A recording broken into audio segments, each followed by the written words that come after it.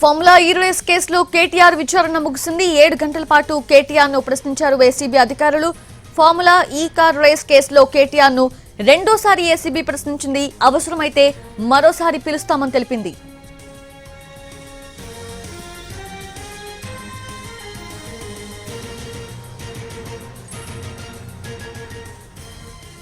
Formula ఈ race కేసులో కేటీఆర్ విచారణ ముగిసింది. 7 గంటల పాటు కేటీఆర్ ను ఏసీబీ అధికారులు ప్రశ్నించారు. ఫార్ములా ఈ కార్ రేస్ కేసులో కేటీఆర్ ను రెండోసారి ఏసీబీ ప్రశ్నించింది. అవసరమైతే మరోసారి కూడా పిలుస్తామని తెలిపింది.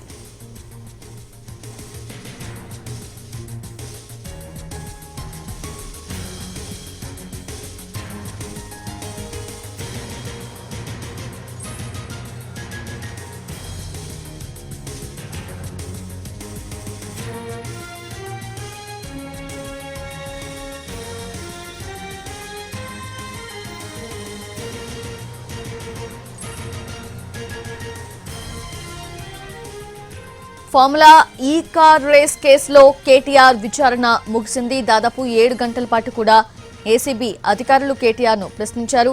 ఫార్ములా ఈ కార్ రేస్ కేసులో రెండోసారి కేటీఆర్ ను ప్రశ్నించడం జరిగింది ఏసీబీ. అవసరమైతే మరోసారి పిలుస్తామని తెలిపింది ACB.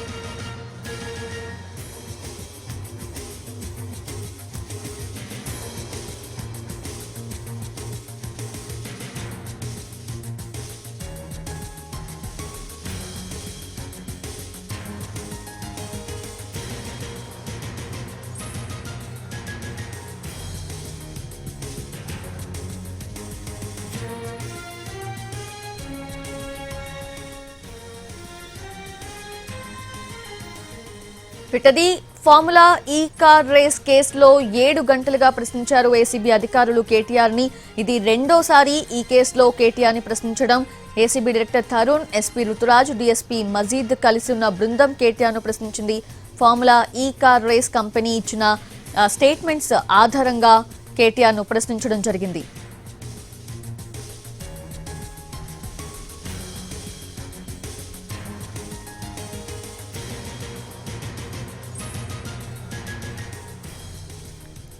Formula E car race కేసులో కేటీఆర్ విచారణ ముగిసింది. 7 గంటల పాటు కేటీఆర్ ను ఏసీబీ అధికారులు ప్రశ్నించారు.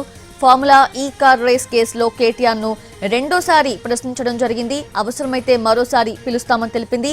ఫార్ములా ఈ రేస్ కేసులో కేటీఆర్ పై ఏసీబీ అధికారులు ప్రశ్నల వర్షం కురిపించినట్లుగా తెలుస్తోంది. ఫార్ములా ఈ కార్ రేస్ లో ప్రైవేటు సంస్థతో కుదుర్చుకున్న ఒప్పందాలపై ప్రశ్నించారు. ప్రైవేట్ పార్ట్నర్షిప్ లో చేస్తున్న ప్రాజెక్టులో ప్రభుత్వం ఎందుకు జోక్యం చేసుకుందని కేటీఆర్ ను దర్యాప్తు అధికారులు అడిగారు. ఫార్ములా ఈ కార్ రేస్ కేసులో సివిల్ అగ్రిమెంట్ వరకే ప్రభుత్వం కుదుర్చుకుందని, రేస్ నిర్వహిస్తున్న ప్రాంతంలో రోడ్లు, మౌలిక సదుపాయాలు మాత్రమే ఏర్పాటు చేయాలని, ఎఫ్ఈఓకి ఎట్టి పరిస్థితిలో డబ్బులు బదలాయింపులు చేయాలని చెప్పలేదు కదా అని ప్రశ్నించారు.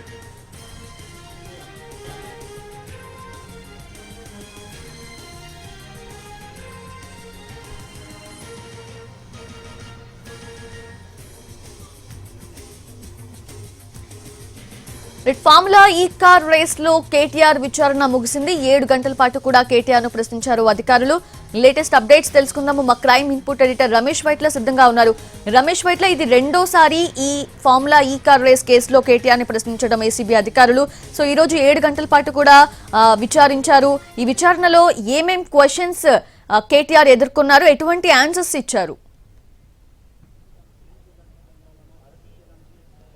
ఏదైతే 7 గంటల పాటు కేటీఆర్ ను రెండోసారి ఏసీబీ అధికారులు విచారించారు. ఈ విచారణలో చాలా కీలకమైన అంశాలు రాపట్టడం జరిగింది. అయితే అరవింద్ కుమార్ ఇచ్చిన స్టేట్మెంట్ కావచ్చు, లేకుంటే ఆ ప్రైవేట్ సంస్థ ఫార్ములా ఈ కార్ సంబంధించి ప్రైవేట్ సంస్థతో కలిసి పార్ట్నర్షిప్ లో చేసిన ఆ సంస్థ సీఈఓ, సీఎఫ్ఓ వీళ్ళిద్దరు స్టేట్మెంట్ కావచ్చు, వాళ్ళు ఇచ్చిన తర్వాత ఫారెన్ లో ఉన్న ఫార్ములా ఈ కార్ సంబంధించిన సీఈఓ, సీఎఫ్ఓ సంబంధించిన స్టేట్మెంట్ కావచ్చు, వీళ్ళతో పాటుగా హెచ్ఎండిఏ మాజీ అధికారైన అటు అరవింద్ కుమార్ తో పాటు అటు ఐఏఎస్ అధికారి వీళ్ళందరూ ఇచ్చిన స్టేట్మెంట్ ఆధారంగా దాదాపుగా 7 గంటల పాటు కేటీఆర్ ను అధికారులు క్వశ్చన్ చేయడం జరిగింది. దీంట్లో చాలా విషయాలు కూడా తెలుసుకున్నట్టుగా వస్తున్న సమాచారం. అయితే ఇప్పుడే విచారణ కూడా పూర్తి కావడం జరిగింది. విచారణ పూర్తయింది. మరి కాసేపట్లో అటు బయటికి రాబోతున్నారు. ఇందుకు సంబంధించి కూడా ఏర్పాట్లు జరుగుతున్నాయి. ఎందుకంటే విచారణ దాదాపు 7 గంటల పాటు కొనసాగిన తరుణంలో ఆ తర్వాత విచారణ పూర్తయిందని చెప్పి కూడా కొద్దిసేపు చెప్పారు. అయితే దీంట్లో పూర్తిగా వీడియో రికార్డింగ్ చేయడం జరిగింది. దీంతో పాటుగా అతని స్టేట్మెంట్ ఏదైతే కేటీఆర్ నుంచి క్వశ్చన్స్ ఇచ్చి ఆన్సర్ రాబట్టారో ఆ స్టేట్మెంట్ మొత్తాన్ని కూడా లిఖితపూర్వకంగా తీసుకోవడం జరిగింది. అన్ని సంతకాల ప్రాసెస్ కూడా కొనసాగుతుంది. అయితే మరి కాసేపట్లో బయటకు వస్తారని చెప్తున్నారు. అయితే దీనికి సంబంధించి ఒకవేళ అవసరమైన పక్షంలో మరొకసారి పిలిచి విచారిస్తామని చెప్పడం జరిగింది. ఇందుకు సిద్ధంగా ఉండాలని కూడా పేర్కోవడం జరిగింది. అయితే దీనికి సంబంధించి ఇప్పటికి చూసినట్లయితే ముఖ్యంగా అటు ఈ ఫార్ములా రేస్ సంబంధించి మొదటిసారి ఫార్ములా రేస్ నిర్వహించిన ప్రైవేట్ సంస్థ ఎందుకు తప్పుకుంది, దేనివల్ల తప్పుకుంది, దానికి గల కారణాలు ఏంది, ఆ తర్వాత ప్రైవేట్ సంస్థతోటి ప్రభుత్వం ఎందుకు ఒప్పందం చేసుకుంది, ఆ తర్వాత ఆ నిబంధనల విరుద్ధంగా డబ్బుల మొత్తాన్ని ఏ విధంగా ఎందుకు విదేశాలకు యూకే పౌండ్ల రూపాయలు బదిలీ చేయడం జరిగింది, దానికి నిబంధనలు ఏం చెప్తున్నాయి, నిబంధనలను ఉల్లంఘించి ఆ మేరకు యూకేలో ఉన్న యూకే ఫండ్స్ కి ఎఫ్ఏ సంస్థకి ఎందుకు పంపించారు, దీనికి కేబినెట్ అనుమతి ఉందా లేదా అన్న విషయాలు కూడా స్పష్టంగా తెలుసుకుని జరిగింది. అయితే దీంట్లో ముఖ్యంగా అటు ఈ ఫార్ములా రేస్ ని హైదరాబాద్ నిర్వహిస్తున్నప్పుడు ప్రైవేట్ సంస్థలు మీరు చేసుకున్న ఒప్పందంలో భాగంగా సివిల్ వర్క్స్ వరకే అటు పరిమితం కావాల్సిన ప్రభుత్వం ఏకంగా డబ్బుల రూపంలో ఎందుకు డబ్బులు నగదుని అటు ట్రాన్స్ఫర్ చేయాల్సి వచ్చిందన్న విషయం కూడా తెలుసుకోవడం జరిగింది. దీంట్లో అసలు సివిల్ వర్క్స్ అంటే ఈ ఫార్ములా రేస్ జరుగుతున్న ప్రాంతాల్లో రోడ్స్ కావచ్చు లేకుంటే బ్యూటిఫికేషన్ కావచ్చు, లేక స్టేడియంలు కావచ్చు, లేక లాన్స్ కావచ్చు, ఇవన్నీ నిర్మించి ఇచ్చాల్సిన అవసరం కేవలం ప్రభుత్వానికే ఉంది. ఆ ప్రభుత్వానికి సంబంధించి అగ్రిమెంట్ మాత్రం ఉంది. కానీ మీరు మొదటిసారి ఆ సంస్థ ప్రైవేట్ సంస్థ తప్పుకున్న తర్వాత అందులోకి